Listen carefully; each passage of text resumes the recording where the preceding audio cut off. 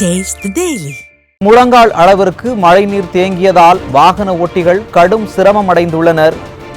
இது குறித்த கூடுதல் தகவல்களை நமது செய்தியாளர் கோகுல் வழங்க கேட்கலாம். வணக்கம் கோகுல், கூடுதல் தகவல்களை வழங்கலாம்.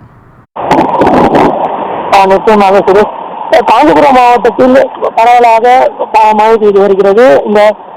இதன் காரணமாக நகரின் பல்வேறு இடங்களில் தாழ்வாக இருக்கக்கூடிய பல்வேறு பகுதியில் மழைநீர் தேங்க தொடங்கியுள்ளன. குறிப்பாக ஸ்ரீபெரும்புதூர் அருகே படப்பை பகுதியில் தற்போது வண்டலூர் வாலாஜாபாத் நெடுஞ்சாலையில் முழங்கால் அளவிற்கு மழைநீரானது தேங்கியுள்ளது. இதன் காரணமாக வாகன ஓட்டிகள் மிகுந்த சிரமம் அடைந்து வருகின்றனர்.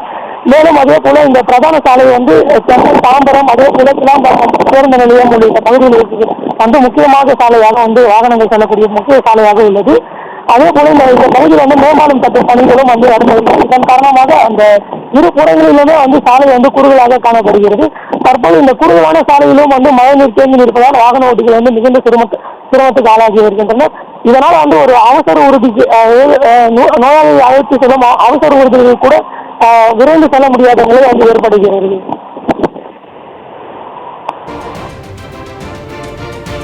விவரங்களுக்கு நன்றி கோகுல்.